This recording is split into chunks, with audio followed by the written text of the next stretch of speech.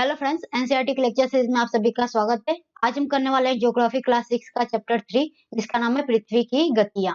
तो इसमें हम जानेंगे कि पृथ्वी की गति क्या है, घूर्णन क्या कहलाता है, परिक्रम गति किसे कहते हैं, कक्षीय समतल किसे कहते हैं, प्रतिदीप्त वृत्त किसे कहते हैं। साथ में हम ये जानेंगे कि पृथ्वी अपने घूर्णन के साथ साथ परिक्रम जब करती है तो कैसे दिन और रात और साथ में ऋतुओं में परिवर्तन आता है। तो इस चैप्टर में इन 5-6 चीजों के बारे में हम, खासकर प्रीलिम्स के एस्पेक्ट से ये चीजें बहुत इंपॉर्टेंट है, तो प्लीज इन कॉन्सेप्ट को अपने माइंड में रखिएगा, क्योंकि आगे की जो भी आप पढ़ोगे पृथ्वी का वातावरण के बारे में, तो ये बहुत मैटर करता है जियोलॉजी के हिसाब से।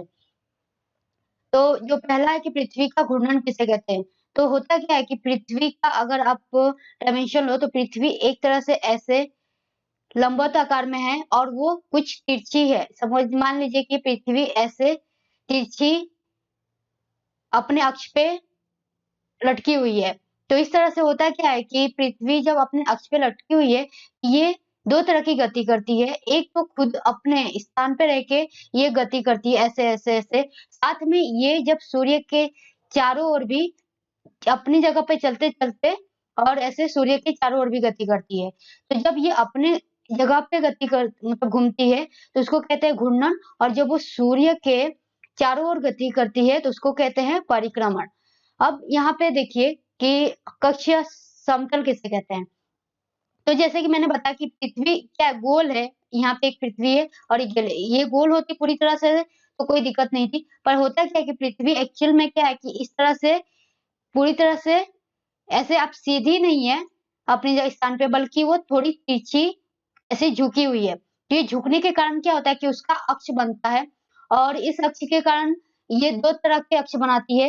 एक तो बनाती है 23 डिग्री का कोण और एक बनाती है 66 66.5 डिग्री का कोण। जो 66.5 डिग्री का कोण बनाती है उसको कहते हैं कक्षीय समतल।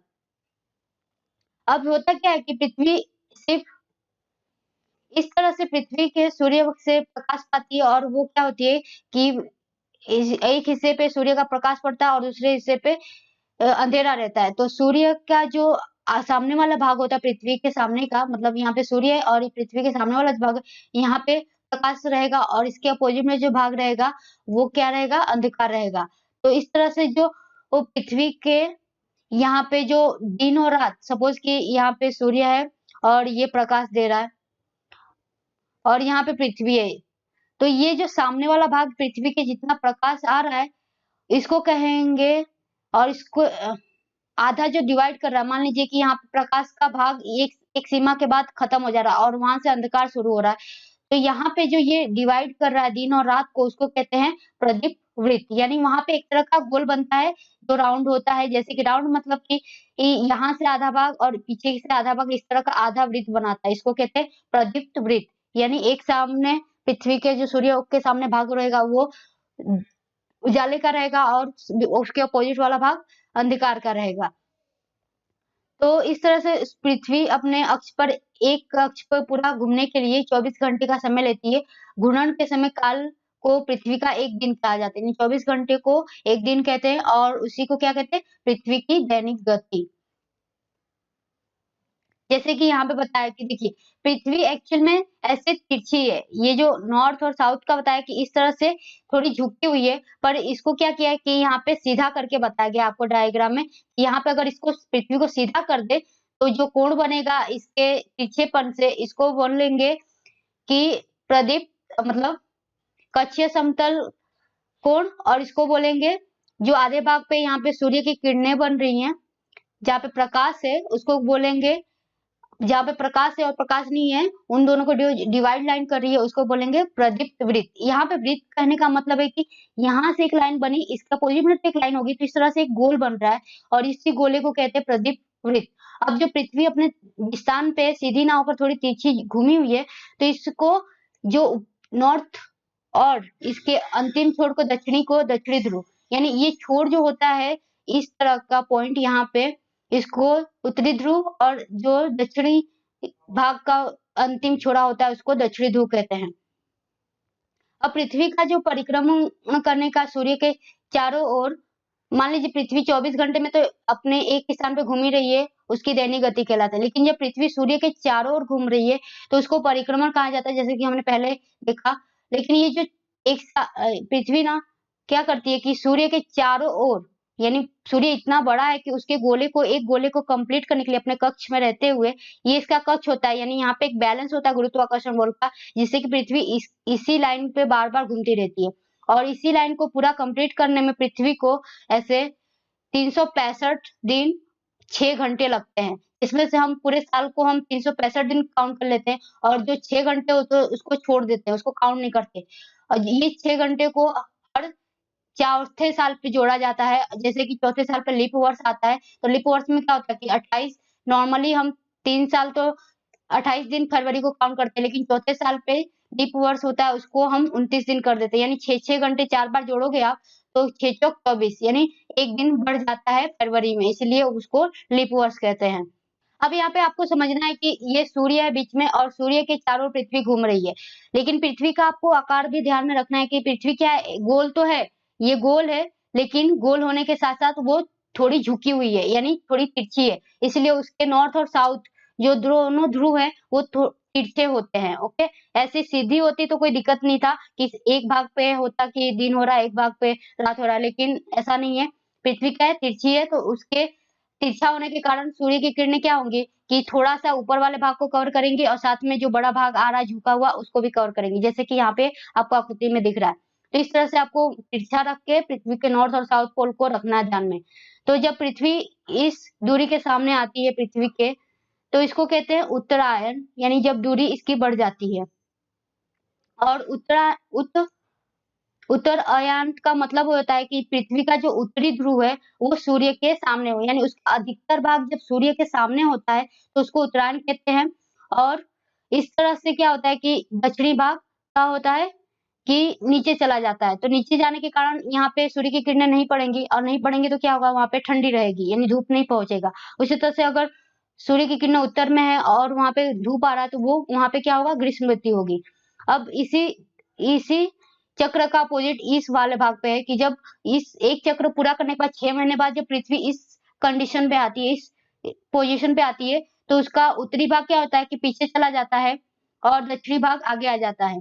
अब देखिए यहाँ पे उत्तर और दक्षिण, उत्तर तो हमेशा ऊपर रहेगा और दक्षिण हमेशा नीचे ही रहेगा। लेकिन जो दक्षिण वाला भाग है, यहाँ पे अधिकतर भाग क्या हो रहा है, सूर्य के सामने आ रहा है। तो यहाँ पे बहुत सारे बच्चे कंफ्यूज हो जाते हैं, तो आपको ये ध्यान में रखना है कि यहाँ पे डायरेक्शन चेंज नहीं हो रही है पृथ्वी की, ये तो उत्तर और दक्षिण तो है ही, लेकिन यहाँ पे जो ये वाला भाग था, यहाँ पे ये पहले सूर्य के सामने था, अब क्या है कि अब ये नीचे वाला भाग सूर्य के सामने अधिक है, तो इसको कहते हैं दक्षिण आयान। और इसी समय दक्षिण में ग्रीष्म ऋतु होती है, और उत्तर में क्या होगा, शीत ऋतु होगी।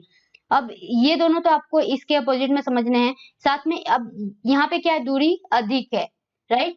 अब जब पृथ्वी इसके इस भाग पे आती है, पोजीशन इस वाले भाग पे, तो पृथ्वी उत्तर और दक्षिण तो ध्यान में रखना ही है आपको कि ये ऐसे घूमी है और ये तिरछा है। तो ये सूर्य के सामने जो भाग आता है, ये बराबर हो जाता है, यानी उत्तर और दक्षिण जो आधा-आधा भाग है ना, वो सूर्य के सामने एकदम आधे भाग पे आता है। इसलिए यहाँ पे क्या होता है कि विषुववृत्त पे एकदम दिन बराबर हो जाता है, और उसी तरह इसके अपोजिट में भी दिन और रात बराबर हो जाते हैं, क्योंकि सूर्य की किरणें इसके पूरे एकदम समान भाग पे पड़ रही होती है, यानी विषुववृत्त पे पड़ रही होती है। ये यहाँ पे विषुववृत्त आ जाता है, और इस कंडीशन पे विषुववृत्त आ जाता है। जिस दिन विषुववृत्त आता है, उस दिन 23 सितंबर होता है, और उसी तरह 21 मार्च होता है। लेकिन इसकी प्रॉब्लम ये है यहाँ पे कि आपको ध्यान में रखना है कि जब 21 मार्च आता है, तो वहाँ पे दक्षिणी ध्रुव आगे होता है, यानी दक्षिणी ध्रुव क्या होता है, सूर्य के सामने होता है। और उसी समय जब 23 मार्च आता है, तो उस समय नॉर्थ यानी उत्तरी ध्रुव सूर्य के सामने होता है, और इसी को कहते हैं 23 मार्च वाले दिन को उत्तर में क्या होता है, शरद ऋतु, यानी उत्तरी ध्रुव पे, और दक्षिणी ध्रुव पे होगा वसंत ऋतु। उसी तरह से यहाँ पे दक्षिणी ध्रुव की बात करें, तो यहाँ पे होगा दक्षिणी ध्रुव पे शरद ऋतु, और उत्तरी ध्रुव पे होगा वसंत ऋतु, क्योंकि वहां पे क्या हो रहा है कि धूप कम पड़ रहा है 21 मार्च को दक्षिणी में। अब यहाँ पे जैसे कि लीप ईयर का बताया, तो वही आपको लीप ईयर ध्यान में रखना है। और सूर्य के घूर्णन के कारण ही पूरा दिन और रात, और साथ में परिक्रमण के कारण ऋतुओं में बदलाव होता है। अब उत्तरायण के बारे में हमने पढ़ लिया कि उत्तरायण का मतलब है कि जब सूर्य का सूर्य के सामने जब पृथ्वी का उत्तरी ध्रुव सामने आता है, यानी उत्तरी भाग ज्यादा से ज्यादा सूर्य के सामने होता है, उसको उत्तरीयान कहते हैं। और दक्षिणयान किसे कहते हैं? तो सूर्य का जो पृथ्वी का जो दक्षिणी भाग है वो ज्यादा से ज्यादा सूर्य के सामने आता है, उसको दक्षिणायन कहते हैं। अब इस दक्षिणायन के आने के कारण क्या होता है कि पृथ्वी तिरछी होने के कारण ऐसे सूर्य है, सूर्य की प्रकाश किरणें यहाँ तक पहुंच रही है सीधी-सीधी, और यहाँ पे तेज धूप आ रही है क्योंकि ये एकदम सामने है। लेकिन जो तिरछे भाग है, मान लीजिए यहाँ पे नॉर्थ है और यहाँ पे साउथ है, तो यहाँ पे सूर्य की किरणें नहीं पहुंच पा रही है जितना यहाँ पे पहुंच पा रही है। तो यहाँ पे क्या होता है कि तिरछी किरणें पहुंच पाती है। तिरछी किरणों से यहाँ पे गर्मी ज्यादा नहीं हो पाती दोनों ध्रुवों पे। दोनों ध्रुव पे गर्मी नहीं होने के कारण क्या होता है कि ठंडा ज्यादा होता है, यानी बर्फीली एरिया ज्यादा होते हैं, और साथ में यहाँ पे 6-6 महीने दिन और 6-6 महीने रातें होती हैं। अब जैसा कि बताया कि 23 और 21 मार्च, क्योंकि वहां पे दूरी आपने जैसा कि यहाँ पे देखा कि यहाँ पे सूर्य है और सूर्य के बीच में पृथ्वी के ये दोनों भाग हैं, ये दोनों सामने आते हैं एकदम पृथ्वी के। तो यहाँ पे क्या हो रहा है कि विषुववृत्त एकदम पृथ्वी के और सूर्य के दोनों के बराबर आ जाता है, यानी पृथ्वी का जो विषुववृत्त है वो सूर्य के एकदम सापेक्ष में पड़ता है, और उसी से उसको कहते हैं विषुववृत्त का दिन, क्योंकि वहां पे उस दिन दिन और रात बराबर होते हैं। उसी तरह से शरद ऋतु के बारे में देखा कि 23 सितंबर को उत्तरी गोलार्ध यानी उत्तरी गोलार्ध, क्योंकि उत्तरी गोलार्ध में का मतलब है कि नॉर्थ वाला जो पार्ट है सूर्य का, सॉरी पृथ्वी का, 23 सितंबर को क्या होगा, सूर्य के सामने होगा, तो उत्तरी गोलार्ध उस दिन क्या होगा, शरद ऋतु। उसके अपोजिट में जब हम देखेंगे तो पृथ्वी का दक्षिणी भाग में वसंत ऋतु होगा। उसी तरह से 21 मार्च को अपोजिट हो जाएगा कि वसंत ऋतु उत्तरी गोलार्ध में होगा और दक्षिणी गोलार्ध में शरद ऋतु होगा। तो इस तरह से क्या होता है कि पृथ्वी के घूर्णन के कारण क्या होता है, दिन और रात होता है। पृथ्वी के परिक्रमण के कारण ऋतुओं में परिवर्तन होता है। अब यहाँ पे पोजीशन आपको याद रखनी है, कैसे कि ये पूरा 1 साल पृथ्वी यहाँ पे घूमने में लगा रही है, तो यहाँ पे कितने महीने, 3-3 महीने पे इसकी कंडीशन चेंज होती है। तो मान लीजिए कि 21 जून से ये उत्तरायण हो रहा है पृथ्वी सूर्य के सामने, ये नॉर्थ वाला भाग है, सूर्य के सामने एकदम एग्जैक्ट आ रहा है, और थोड़ा सा भाग ये पूरा यहाँ पे जो है दक्षिणी ध्रुव पीछे जा रहा है। तो यहाँ पे उत्तरायण हुआ 21 जून को। अब यहाँ से पृथ्वी धीरे-धीरे अपनी जगह पे घूमते-घूमते सूर्य के चक्कर भी लगा रही है और अपनी जगह पे घूमते-घूमते आई 23 सितंबर को। तो यहाँ पे उत्तरायण तो है ही, उत्तरायण के साथ-साथ क्या हो रहा है कि इसका उत्तरायण वाला भाग जब इस वाली कंडीशन पे आता है, तो इस समय उत्तर में शरद ऋतु होती है और दक्षिण में क्या होगी, वसंत ऋतु। अब 23 सितंबर से फिर पृथ्वी क्या करेगी, इस यानी यहाँ पे दिन और रात बराबर होके अब यहाँ से फिर पृथ्वी यहाँ से स्टार्ट हो रही है घूमना-घूमना, अपनी जगह पे घूमते-घूमते वो सूर्य के चारों ओर आ रही है। अब इस कंडीशन में यहाँ पे कंडीशन चेंज हो रही है, क्योंकि यहाँ पे क्या हो रहा है कि जो नॉर्थ है वो पीछे चला जा रहा है और जो साउथ है वो उसका भाग आगे आ जा रहा है। तो इसको कहते हैं दक्षिणायन, और ये होता है 22 दिसंबर को। और उस दिन क्या होती है कि ये दक्षिण में इसको ग्रीष्म ऋतु आ जाता है और उत्तर में ठंडी ऋतु चालू हो जाती है। इसी तरह से जब पृथ्वी यहाँ से 22 दिसंबर से घूमना चालू करती है ऐसे से, और अपनी जगह पे घूमते-घूमते सूर्य के इस कंडीशन पे आती है, तो यहाँ पे देखिए कि कंडीशन क्या हो कि दक्षिण वाला भाग आगे था, तो यहाँ पे दक्षिण वाला भाग आगे है इस कंडीशन पे, और यहाँ पे क्या है, शरद ऋतु, और इसके अपोजिट में क्या होगी, उत्तरी ध्रुव पे कि वसंत ऋतु होगी, और इसको कहते हैं विषुवत, यानी 22 दिसंबर से 21 मार्च तक आते-आते वो अपनी कंडीशन में शरद ऋतु दक्षिण में होगा और उत्तरी ध्रुव पे वसंत ऋतु। अब 21 मार्च से फिर पृथ्वी का अपना रोटेशन चालू होगा और घूमते-घूमते वो फिर से अपने कंडीशन पे आ जाएगी, जहाँ पे वो उत्तरी ध्रुव में ग्रीष्म ऋतु और दक्षिणी ध्रुव में शीत ऋतु 21 जून को होगा। इस तरह से ये क्या होती है, पृथ्वी साल भर इस तरह से परिक्रमण और घूर्णन करती रहती है। तो आई होप कि आप सभी को लेक्चर समझ में आया होगा। आज के लिए बस इतना ही। Thank you very much.